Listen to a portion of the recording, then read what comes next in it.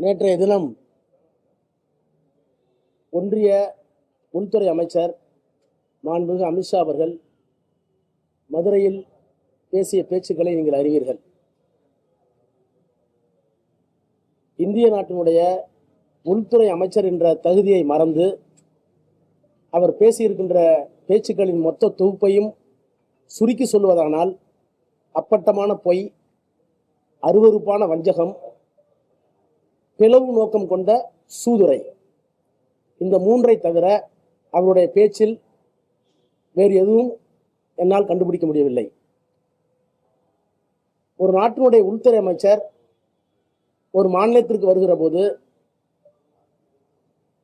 அவருடைய தகுதி, அவருக்கு இருக்கிற பொறுப்பு, கடமை உணர்ச்சி இவைகளை பற்றி கிஞ்சிற்றும் கவலைப்படாமல் அவதூறுகளை அள்ளி வீசுவதும்,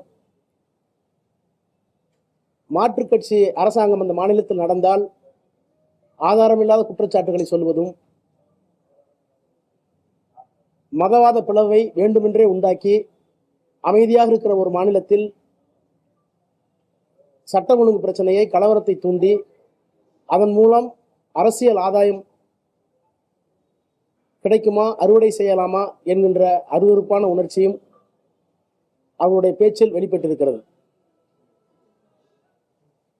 இது கூட்டாட்சி தத்துவதற்கு நல்லதல்ல. மாநில ஒன்றிய அரசுக்கு இடையிலான சுமூகமான போக்கிற்கு உந்தகம் அளிக்கக்கூடிய ஒரு பேச்சை அவர் பேசியிருக்கிறார். அவர் பேச்சை ஒவ்வொரு வரியாக எங்களால் ஆதாரத்தோடு நிரூபிக்க முடியும். ஆனால் தமிழ்நாடு ஒரு அமைதி பூங்காவாக இருப்பதை அவர்கள் விரும்பாமல் அரசியலுக்காக மிகவும் கீழ்த்தரமான நடவடிக்கைகளை மேற்கொண்டுள்ள அமித்ஷா அவர்களுடைய பேச்சை, போக்கை தமிழக மக்கள் ஒருபோதும் ஏற்க மாட்டார்கள். தமிழ்நாட்டுடைய முதலமைச்சர், திராவிட மாடல் ஆட்சியினுடைய நாயகர் மாண்புமிகு முதலமைச்சர் அவர்கள் தமிழ்நாட்டில் சட்டம் ஒழுங்கு, அமைதி, வளர்ச்சி திட்டங்கள், ஒன்றிய அரசினுடைய நிதி பல நேரங்களில் கிடைக்காவிட்டாலும் கூட அந்த நிதியையும் மாநில நிதியிலிருந்து இழப்பீடு செய்து வளர்ச்சி திட்ட பணிகளை மிக விரைவாகவும் நல்ல முறையிலும் வழங்கி நடைமுறைப்படுத்துவதை செரிக்க முடியாத ஒன்றிய அரசும் பிஜேபி கட்சியும் அமித்ஷாவை வரவழைத்து இங்கே கொண்டு வந்து இப்படிப்பட்ட கேலி கூத்தான, அருவருப்பான, அரசியல் நாகரிகத்திற்கு புறம்பான காரியத்தை அரங்கேற்றிருக்கிறார்கள். அமித்ஷா என்ற தனி மனிதருக்காக மட்டுமல்ல, அவர் வகிக்கிற அந்த பதவிக்கும் இது அழகல்ல. இந்த அரசியல் சித்து விளையாட்டுகளை, அருவருப்பான போக்குகளை இத்தோடு அவர் நிறுத்திக் கொள்வது நல்லது. ஒன்றிய அரசுக்கு முன்பாக இருந்த ஒன்றிய அரசு வந்து நிதி தொடர்ந்து நிதி கேட்கணும் கேட்டுட்டு 1 லட்சம் கோடி ரூபாய் அதற்கு நாங்கள் நிதி கொடுக்காம இருக்காங்க. நாங்க 5 லட்சம் ரூபாய் 6 லட்சம் ரூபாய் வரைக்கும் நாங்கள் கொடுத்துருக்கோம்னு சொல்லி அதை ஒரு பட்டியலுக்கு. அப்ப என்ன பட்ஜெட்? அப்ப சைஸ் ஆஃப் தி பட்ஜெட் என்ன? மன்மோகன் சிங் ஆட்சி காலத்தில் மொத்த நிதி வருவாய், வரி, நேரடி டைரக்ட் டாக்ஸ் நிதி வருவாய் எவ்வளவு? இப்ப எவ்வளவு? நான் உங்கள்கிட்ட புள்ளி வரத்து போல சூரா சொல்றேன், 4 மடங்கு உயர்ந்திருக்கு. 4 மடங்கு நேரடி டைரக்ட் டாக்ஸ் உயர்ந்திருக்கு. இன்டைரக்ட் டாக்ஸ் எவ்வளவு அங்கேதான் தெரியும். அப்போ நீங்க என்ன ஃபிகர் நீங்க கொடுத்தாலும் அந்த ஃபிகரை வந்து 4 மடங்கா கூட்டி சொல்லுங்க.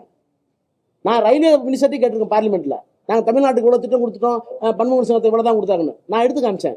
ரயில்வேக்கு வந்து மன்மோகன் சிங் காலத்தில் என்ன வருமானம், அவங்க எவ்வளோ கொடுத்தாங்க, நீங்கள் எவ்வளோ கொடுத்தீங்க, ரெண்டையும் கம்பேர் பண்ணா ஸ்டில் இட் இஸ் பிலோ. அமித்ஷாவை பார்த்தாலும் திமுகவுக்கு ஷாக் அடிக்கிறது. எங்களுக்கு எதுக்கு ஷாக் அடிக்கணும்? எங்களை பார்த்து ஷாக் அடித்தானே நீங்க வந்திருக்கீங்க. அதாவது உங்களுடைய எந்த விதமான பிளவுவாதமும் மத அரசியலும் தமிழ்நாட்டில் எடுபடவில்லை. எல்லா தேர்தலிலும் எங்களுடைய முதலமைச்சருடைய கோரிக்கை ஏற்று தமிழக மக்கள் வந்து அவருக்கு பின்னால், திராவிட முன்னேற்ற கழகத்துக்கு பின்னால் இருக்கிறார்கள். இதை புரிஞ்சிக்க முடியாம, இதை தெரிஞ்சிக்க முடியாம, இதை ஜீரணிச்சிக்க முடியாம தானே நீங்க வந்து இங்க வந்து பேசுறீங்க. எங்களுக்கு எதுக்கு பயம்? உங்களை பார்த்தா எங்களுக்கு சிரிப்பா இருக்கு. இப்ப நான் மாண்புமிகு அமைச்சர்னு கூப்பிடுறோம், இன்னும் 2 தடவை வந்தீங்க. ஏன் பிரைம் மினிஸ்டர் 5 தடவை வந்தாரு எம்பி எலெக்ஷனுக்கு? 5 முறை வந்தாரு. ஏன் பயந்தார் தமிழ்நாட்டை பார்த்து? எப்போவாவது ஒரு பிரதம மந்திரி சுதந்திர இந்தியாவில் 5 முறை சும்மா மேட்டுப்பாளையம் முனிசிபாலிட்டி திருப்பூர் முனிசிபாலிட்டி 5 தடவை ஏதாவது பிரைம் மினிஸ்டர் வந்து பார்த்துருக்கீங்க. யாருக்கு பயம்? இதே போதுமே, யாருக்கு பயம்னு? தேர்தல் அறிக்கையில திமுக சொன்னதுல வந்து 10% நிறைவேற்றிருக்காங்க, 90% நிறைவேற்றி வாங்கன்னு கூப்பிடுறாங்க, நானும் கூப்பிடுறேன். நாங்கள் 98.5% நிறைவேற்றிட்டோம். நான் கூப்பிடுறேன், வாங்க, எங்க வச்சுக்கலாம், வாங்க. அரசு ஊழியர்களுக்கு ஓய்வூதிய திட்டம் மட்டும்தான் நிக்குது. அதுக்கு ஒரு குழு போட்டிருக்காரு முதலமைச்சர். அதுல நிதி பற்றாக்குறை இருக்கு, அதை எப்படி செய்யலான்ட்டு 2 பேத்துக்கு காம்ப்ரமைஸா ஒரு டீம் போட்டிருக்கோம். அதை நாங்கள் ஒத்துக்கிறோம். அதை தவிர மீது என்ன செய்யல, சொல்லாதையும் செஞ்சிருக்கோம். நான் கூப்பிடுறேன் அவரை, அவர் கூப்பிட வேணாம், நான் கூப்பிடுறேன், வாங்க. அமித்ஷா அவர்களே வாங்க, நான் தயார். டெல்லியில, சென்னையில, புவனேஸ்வரியில, ஆனா தயவு பண்ணி ஹிந்தியில பேசாதீங்க, வாங்க. மோடி அரசுடைய திட்டங்களை வந்து மடைமாற்றி மாநில அரசு பயன்படுத்திக்கிட்டு இருக்காங்க. அதான் பொய்ன்னு சொல்ல அவர் ஒரு ஆதாரம் சொல்லணும்ல, ஏதாவது ஒரு ஆதாரம் சொல்லணும்ல. இந்த ஹெட்ல, இந்த தலைப்பின் கீழ் ஊரக வளர்ச்சி துறைக்காக நாங்கள் கொடுத்த 16,000 கோடியை 18,000 கோடியை அவங்க எடுத்துட்டு போய் வேற திட்டத்துக்கு கொடுத்துட்டாங்க அப்படின்னு சொல்லணும்ல. நீங்க கொடுக்க வேண்டிய எய்ம்ஸ்க்கான என்ன தவம் இருக்குமே மதுரையில. மகாராஷ்டிராவில் எப்படி ஆட்சிக்கு வந்தோமோ, ஒடிசாவில் எப்படி ஆட்சிக்கு வந்தோமோ, டெல்லியில எப்படி வந்தோமோ, அதே ரூட்ல தமிழகத்திலும் வரும். என்ன ஒரு மெசேஜை கன்வே பண்ணுவேன் உங்கள்கிட்ட நான் கேட்கறேன். அரவிந்த் கெஜ்ரிவால் ஆட்சி எடுத்துட்டீங்க. அரவிந்த் கெஜ்ரிவால் அரசியல் தத்துவம் என்ன? அவர் எதிர்த்து வந்தாரு? ஊழலை மட்டுமே எதிர்த்து அரசியலுக்கு வந்தார். அவருக்கு பின்னாடி தத்துவம் இருந்ததா? அவருக்கு பின்னால் தலைவர்கள் இருந்தாங்களா? என்ன வித்தியாசம்? மகாராஷ்டிராவுக்கோ டெல்லிக்கோ மற்ற இடங்கள்லயோ பிஜேபி சித்தாந்தத்தை எதிர்ப்பதற்கு சார் நாங்கள் அமித்ஷாவையும் மோடியும் பார்த்து பயப்படல. அவங்கெல்லாம் எங்களை ஆற்றால் சாதாரண ஆளுங்க. அவர்களுக்கு பின்னால் இருக்கிற அரசியல் தத்துவம் எல்லா இடத்துலையும் படையெடுத்து ஜெயிக்குது. ஏன் இங்கே ஜெயிக்க முடியல? எங்கள்கிட்ட அந்த சித்தாந்தத்துக்கு மாற்று சித்தாந்தம் எங்கள்கிட்ட இருக்கு. அந்த சித்தாந்தம் இங்கே வர முடியாது. ஸோ திராவிட இயக்க சித்தாந்தம் இருக்கிற வரை அவர்களால் இங்கே காலூன்ற முடியாது. ஆகவே நாங்கள் டெல்லி அல்ல, நாங்கள் மகாராஷ்டிரா அல்ல, நாங்கள் ஹரியானா அல்ல, நாங்கள் தமிழ்நாடு, நாங்கள் திராவிடம், இங்கே வர முடியாது.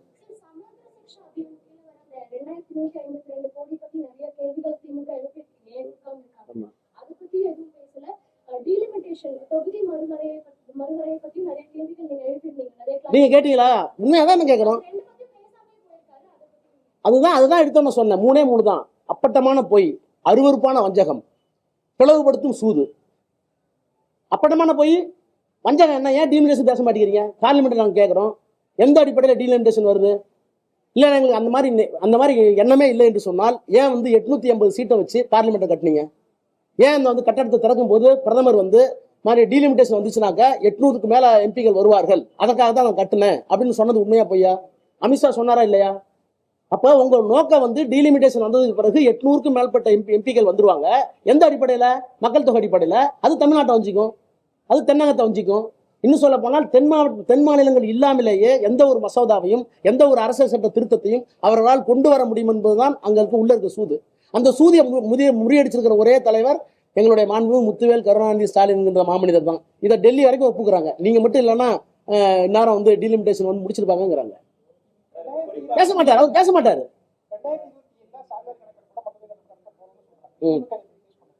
இல்ல, அது நியாயமா தான் தத்துவம். நாங்க சொல்றோம், நியாயமா நடத்துவீங்களா, வெளிப்படையா நடத்துவீங்களா, அது சந்தேகம் இருக்கு. அதுக்கு பிறகு அதுக்கும் நீங்க சொல்லியிருக்கிற 2027 மக்கள் தொகை கணக்கெடுப்புக்கும் நீங்க ப்ரப்போஸ்ட் டீலிமிட்டேஷனுக்கும் இன்டர்லியா என்ன லிங்க், எப்படி போய் தொடர்புபடுத்த போறீங்க? ஒரு கன்ஃபியூஷன் தான் நிலவுது. இதே என்ன சொன்னாங்க, நீங்க முரண்பாடை பாருங்க. சாதிவாரி கணக்கெடுப்பு என்பது இந்தியாவை பிளவுபடுத்தும். சாதிவாரி கணக்கெடுப்பு கேட்கின்ற திமுக உள்ளிட்ட மாநில கட்சிகள் பிளவுவாதிகள், பிரிவினைவாதிகள் அப்படின்னு சொன்ன வாய் எங்க? அந்த வாய் நல்ல வாய், இந்த வாய் நாரவாயா? கேட்க மாட்டோமா? இதெல்லாம் தானே நீ கேட்கணும். ஜனநாயகத்தினுடைய 4வது தூணிங்க தானே கேட்கணும். அமித்ஷா இதோட 2வது தடவை வந்திருக்காரு. இன்டர்னல் மீட்டிங் ஒன்று இருக்கு, அது இல்லாம ஒரு கூட்டம் நடந்திருக்காங்க. 22ஆம் தேதி முருகன் மாநாடு நடத்த திட்டம் இருக்காங்க. ஆனா அரசியல் கட்சி சொல்றாங்க அது அரசியல் உள்நோக்கத்துக்காக மட்டுமே முருகனை கையாளக்கூடிய ஒரு விஷயம். உண்மைதானே? அவங்களுக்கு என்ன காரணம்?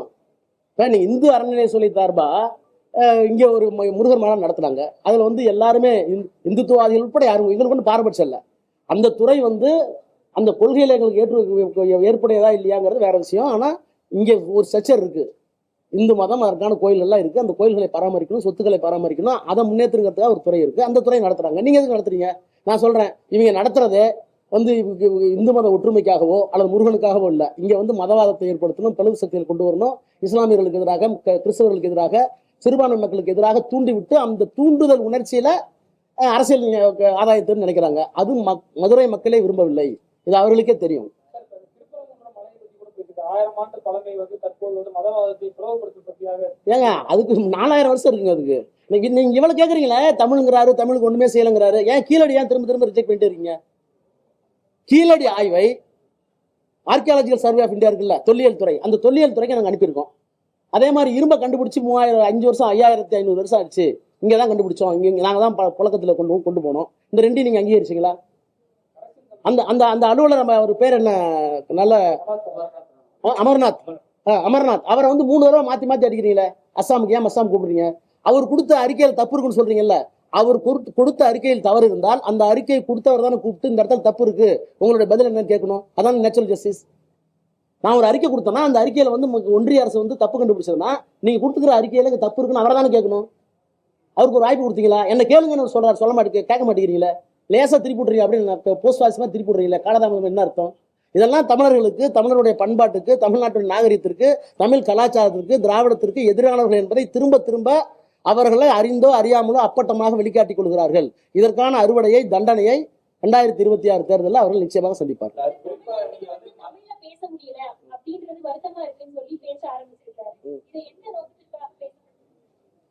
ஏன் மற்ற மாநிலங்களுக்கு மொழியை வளர்த்துட்டாங்களா? குஜராத்தி மொழி என்னாச்சு? பீஜப்பூர் மொழி, பீகார்ல மொழி என்னாச்சு? வட இந்தியாவில் நாங்கள் தயவு செய்து உங்களுக்கு கேட்கிறேன், வட இந்தியாவில் அந்தந்த மாநிலங்களுக்கு இருந்த மொழிகள் இந்த ஆட்சி வந்த 15 ஆண்டு காலத்தில் இருக்கிறதா? புழக்கத்திலே இல்லை. இந்தியா கொண்டு வந்துட்டாங்க.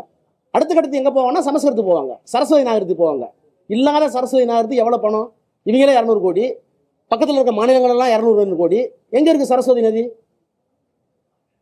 இல்லாத சரஸ்வதி நதிக்கு இவ்வளவு பணம், பேசாத சமஸ்கிருதத்துக்கு இவ்வளவு பணம். ஆனா எங்க கீழடிக்கு, எங்களுடைய நாகரிகத்திற்கு, எங்களுடைய இரும்பு பயன்பாட்டிற்கு எந்த அங்கீகாரமும் கொடுக்க மாட்டோம்னா நாங்க தான் கேட்கிறோம். என்ன உங்களோட தான் நாங்க இந்தியாவோட தான் நாங்க இருக்கிற மாதிரி எங்களை அங்கீகரிக்கலாம் இல்லையா நாங்க தான் கேட்கின்றது. சட்டமன்ற தேர்தலுக்கு இன்னும் 7 மாசம் இருக்கு. இப்பயே உள்துறை அமைச்சர் இங்க வந்து இது பண்றாரு, எப்படி பாக்குறீங்க? ரொம்ப நல்லது. எத்தனை முறை மோடி வந்தாரோ அவ்வளவு வாக்கு வித்தியாசம் அதிகமானது நீலகிரி தொகுதியில். அது மாதிரி எத்தனை முறை அமித்ஷா வருகிறாரோ அத்தனை முறை எங்களுடைய முதலமைச்சர் எண்ணிக்கை அதிகப்படுத்திட்டே போவார். அருள் கூர்ந்து அவர் வர வேண்டும். அவர் வந்தால்தான் நாங்க 200ங்கிற இலக்கை தாண்டி 210, 207 மேல போயிட்டே இருப்போம். சட்ட ஒழுங்கு பிரச்சனை குறித்து பேசுறாரு. அது ஜாதி இதை வந்து பிளவு ஏற்படுத்தக்கூடிய வகையிலும் திமுக செயல்பட்டு சார், இதெல்லாம் இங்க பேசலாமா? பில்கிஸ் பானுன்னு ஒரு பொண்ணை கேள்விப்பட்டிருக்கீங்களா? வயசுல 3 மாத குழந்தை, கையில 2 வயசு உள்ள குழந்தை நடந்து போறாங்க. போய் அந்த பொண்ணை கற்பழிச்சு குழந்தைய எடுத்து பாறையில் அடிச்சு தேங்காய் மாதிரி உடைச்சு அதுக்கு கொடுத்த தண்டனையை குஜராத் அரசாங்கம் ரத்து பண்ணிட்டு வெளியே வரும்போது கூட்டிட்டு வரதுக்கு போய் பிஜேபி போறீங்க, பஜ்ரங் போறீங்க, இதெல்லாம் அமித்ஷா வந்து பர்மிட் பண்ணிட்டு இருக்காரு குஜராத்லன்னா இவர் பேசுறதா? இவர் சட்ட ஒழுங்கு பத்தி பேசுறதா? இங்க மணிப்பூர்ல என்ன நிலைமை? கவர்னர் வெளியே வந்தாரா? பிரைம் மினிஸ்டர் பதில் சொன்னாரா? என்ன நிலைமைன்னு கேட்கிறேன். போலீஸ் பாதுகாப்போட, ராணுவ பாதுகாப்போட பெண்களை கூட்டிட்டு போய் கற்பழிக்கிறாங்க. வீடியோ வெளியே வந்துச்சு. அந்த சீஃப் மினிஸ்டர் அவங்களால எடுக்க முடியல, கவர்னர் பதில் சொல்ல முடியல. இவ்வளவும் பார்த்துட்டு ஊமை மாதிரி உட்காந்துருந்தீங்க. அருவருப்பா இல்ல, வெக்கமா இல்ல? நாங்க தான் கேட்டோம், திமுக தான் கேட்டுச்சு. இதுக்கெல்லாம் பதில் சொல்ல முடியாத பிரதமரும் அமித்ஷாவும் மதுரைக்கு வந்து சட்ட ஒழுங்கு சரியில்லைன்னு சொன்னா உங்களை வந்து என்ன, அது எப்படி சொல்றது? ஒடிசா தேர்தல் பிரச்சாரத்தின் போது தமிழ்நாட்டை சேர்ந்தவர் ஆட்சி செய்வாங்கிற மாதிரி இங்க தமிழ்நாடு அப்படிங்கிற மாதிரி ஒரு பிரச்சாரத்தை முன்னெடுக்க நோக்கம் என்ன? இதுதான் உண்மையான பிளவுவாதம். ஏக இந்தியா ஒரே தேசம் என்று சொன்னால் ஒடிசால யார் இருந்தா என்ன? அவர் ஒரு ஐஏஎஸ் ஆபீசர். அந்த ஐஏஎஸ் ஆபீசர் அந்த நாட்டுக்கு நல்லது பண்ணாரா கெட்டது பண்ணாதானே சொல்லணும். அவர் வந்து ஊழல்வாதியா, முதலமைச்சர் இருக்கிற அவர் வந்து நல்லவரா கெட்டவரா இதானே சொல்லணும். ஆனா ஒடிசாவில் போய் ஒரு தமிழ்நாட்டுக்காரர் உங்களை ஆளலாமா, இந்த சாவி தமிழ்நாட்டில் இருக்கலாமான்னு கேட்ட ஒருத்தர் எப்படி வந்து ஏக இந்தியா பாரத் மாதா கட்சின்னு சொல்றதுக்கு தகுதி இருக்கு? எல்லாம் போய் நிர்வாகத்தை அரசியலையும் குழப்பிக்கிறாங்க, அவங்க ஆதாயத்தையும் பயன்படுத்திக்கிறாங்க. சார், அவங்க எல்லாமே செய்வாங்க. எல்லா மதத்தையும் நிர்வாகத்தையும் குழப்புவாங்க. என்னன்னா அல்டிமேட்டா அவருடைய ஆதாயம், RSS என்ன இலக்கோ அதுதான். அந்த RSS இலக்குக்கு மோடியும் அமித்ஷாவும் பகடைக்காய். அது தெரிஞ்சோ தெரியாமல பண்ணிட்டு இருக்காங்க. அது தமிழ்நாட்டுல வந்து வேகாது அப்படிங்கறதுனால விரக்தியில் இருக்காங்க. அவ்வளவுதான். கூட்டணி ஆட்சி அப்படின்ற மாதிரி சொல்றாங்க. அது நீங்க எடப்பாடி தான் தெரியும் என்ன சொல்றாங்க. ஆமா, எடப்பாடி எங்க? எடப்பாடி கேட்டீங்களா? திரும்பவும் ரீட்ரேட்டட். இது வந்து பிஜேபி ஏடிஎம்கே கூட்டணி ஆட்சிங்கிறாரு. அப்ப அதிகாரத்தில் பங்கு உண்டான்னு கேட்டீங்க நீங்க போய், யார்? எடப்பாடி பழனிசாமி. அது என்ன சொன்னாரு? திரும்ப அவருக்கு லோக்கல் பாஷையில திரும்ப கூட இல்ல, திரும்ப அந்த கேள்விக்கு ஏன் வரீங்கன்னாரு. இப்ப நான் உங்கள்கிட்ட கேட்கறேன், திரும்ப பழனிசாமியே போய் கேளுங்க. திருப்பி கேளுங்க. ஐயா நீங்க என்ன அப்படி சொன்னீங்களா? திருப்பி அவரே சொல்லிட்டு போறாங்க, நீங்க என்ன பண்ணிட்டு கேளுங்க. ஏங்க, அரசியல்ல எல்லா முயற்சியும் நாங்க என்ன வேண்டாம் நான் சொல்றோம். நீங்க எப்படிப்பட்ட கூட்டணி வேணாலும் அமைங்க, அந்த கூட்டணியை எதிர்கொள்கின்ற தகுதி, ஆற்றல் எங்களுடைய முதலமைச்சர்கிட்ட இருக்கு, அவர் கொடுக்குற அரசாங்கத்திட்ட இருக்கு. மக்கள் இந்த ஆட்சியை எப்படி அங்கீகரிக்கிறாங்கன்னு அவர் போற இடத்த போய் பாருங்க. நாங்களே போறோம், தேர்ந்தெடுக்கப்பட்ட நாடாளுமன்ற உறுப்பினர், சட்டமன்ற உறுப்பினர் போறோம். நீங்க பாக்குறீங்க, இப்ப எல்லாம் விஷுவல் மீடியா வந்துருச்சு. ஒரு எம்எல்ஏ எம்பி போனா கூட வாட்ஸ்அப்ல எடுக்கிறீங்க. எந்த ஊர்ல எங்களை துரத்துறாங்க? எந்த ஊர்ல எங்களை வெறுக்கிறாங்க? உட்கட்சி பிரச்சனை கூட ஆயிட்டு இருக்கும்போது பேச்சுவார்த்தை அது ஐயாட்ட தான் கேட்கணும். நான் என்ன பண்ணுவேன்? நீங்க சொல்றீங்க மோடி இங்க வந்ததுனால வாக்கு சதவீதம் அதிகமாயிடுச்சு. இந்த தடவை அமித்ஷா பேசும்போது என்ன சொல்றாருன்னா, அமித்ஷா வந்ததுனால ஒண்ணும் நடக்க போறது இல்லை அப்படின்னு நீங்க சொல்றீங்க. ஆனா 2026 மக்களே வந்து திமுகவை திருப்பி எரிஞ்சிருவாங்க. இல்ல முதல்ல இது வரைக்கும் வந்து மோடி அமித்ஷா தான் சிங்கிள் மேன் ஷோ தான் காமிப்பாங்க. தமிழ்நாட்டில் தான் முதல்ல ஹி அக்செப்டட் தி டிஃபீட். என்னால் ஒன்றும் பண்ண முடியாது அப்படின்னு விரக்தியினுடைய உச்சத்துக்கு போய் பாலை ஷூட் பண்றாரு. மக்கள் பார்த்துக் கொள்வார்கள் என்று நாங்களும் சொல்லுகிறோம். மக்கள் உங்களை பார்த்துக் கொள்வார்கள். வாழ தகுதியற்ற மாநிலமா மாறிட்டு அப்படின்னு அன்புமணி ராமதாஸ் தெரிவிச்சிருக்காரு. நாமக்கல்ல ஒரு மூதாட்டி கொலை செய்யப்பட்டது. வாங்க, அவரு மணிப்பூர்லாம் பாக்குறது இல்லையா? அவரு மணிப்பூர்லாம் பாக்குறது ஏன்னு கேட்குறேன். நீங்க வந்து அகில இந்திய சராசரியில திருடா இருந்தாலும், கொள்ளையா இருந்தாலும், கொலையா இருந்தாலும், கற்பழிப்பா இருந்தாலும் நீங்க வந்து ஆல் இண்டியா சர்வே எடுத்து பாருங்க. கிரைம் பியூரோல அந்த சர்வே பார்த்தீங்கன்னாக்கா எல்லாமே கம்மியாக தான் இருக்கு தமிழ்நாட்டில். நான் அதுக்காக நடக்கவே இல்லைன்னு சொல்லல, கொலையே நடக்காது அப்படி நீங்க இவ்வளவு பேசுறீங்களே. பகல்காம் நடந்துச்சு இல்ல, பகல்காம் இன்சிடென்ட் நடக்கிறதுக்கு 2 நாளைக்கு முன்னாடி போய் ரிவ்யூ பண்ணவர் யார்? அமித்ஷா. அமைதி பூங்கா, இனிமேல் எந்த தப்பும் நடக்கும், ஒரு துப்பாக்கி சத்தம் கூட கேட்காதுன்னு சொன்னவர் அமித்ஷா. சொல்லிட்டு வந்து டெல்லியில இறங்குறாரு. இறங்கின அடுத்த நாள் அங்க வந்து தீவிரவாதிகள் தாக்குனது இத்தனை பேர் செத்து போயிட்டாங்க. அதை கேட்கறது யோகிதல் அவருக்கு. சொல்லுங்க. திமுக ஆட்சியை கலைச்சார். அது மாதிரி அமித்ஷா திமுக பையன் பாஜக தலைவர்கள் சரி, ஷா கலைச்சு என்ன பண்ணாங்க? ஷா கலைச்சு பண்ணாங்க என்ன மண்டி போட்டோமான்னு கேட்குறேன். எக்ஸ்டென்ஷன் கொடுத்தாங்க. அவசர கால எமர்ஜென்சி நீங்க எதுக்கலன்னா இன்னும் 2 வருஷம் எக்ஸ்டென்ஷன் தரேனாங்க. அதே ஷா தான் பேசினாரு. அந்த ஷாவை எழுத்தாடிச்சு நீ கலைச்சிக்கன்னு சொன்னோம். திரும்ப வந்தோமா இல்லையா? திரும்ப நீங்க வந்துட்டீங்களா? நான் கேட்குறேன். ஷாவை கலைச்சிட்டு காங்கிரஸ் வந்துச்சு, எம்ஜிஆர் வந்தார், அதை விட்டுருங்க. கலைச்சிட்டு என்ன பண்ணி இப்போ சொல்றேன், எந்த ஷாக்கள் வந்தாலும் எங்களை ஒன்றும் பண்ண முடியாதுன்னு சொல்றதுக்கு காரணம் பிஜேபி எங்களை ஒன்றும் பண்ண முடியாது. ரீதியான எதிர்ப்பு வலுவா இருக்கிறதுனால அதை உறுதிப்படுத்த சார். நீங்க வந்து டெல்லியில, மகாராஷ்டிராவில், ஹரியானாவில் பிஜேபி வந்து ஆட்சி அமைக்குன்னு சொல்றாங்கல்ல, ஈவன் வெஸ்ட் பெங்காலில் கூட அமைக்கணும்னு சொல்றாங்கல்ல, அதை பத்தி எங்களுக்கு கவலை. ஏன்னா இதுக்கு மாற்று சித்தாந்தம், எதிர் சித்தாந்தம் அவங்கள்ட்ட இல்லை. இந்துத்துவ மதவாத சக்திகளுக்கு மாற்று சித்தாந்தம் இல்லை. நாங்கள் தான் சொல்லிட்டோமே, எல்லோருக்கும் எல்லாங்கிறதா எங்கள் தத்துவம், திராவிட தத்துவம், ஈக்குவல் ஆப்பர்ச்சுனிட்டி எங்களுக்கு தத்துவம், ஆண் பெண் பாலின சமத்துவங்கிறது, சாதியற்ற சமூகங்கள், அதை நோக்கி போயிட்டு இருக்கோம். இந்த தத்துவம் உங்கள்கிட்ட இல்லை, அதனால நீங்க உள்ள வர முடியாது. இந்த தத்துவத்தை காப்பாற்றுற ஒரு தனிப்பெரும் தலைவராக எங்களுடைய முதலமைச்சர் இன்றைக்கும் இருக்கிறார். நன்றி.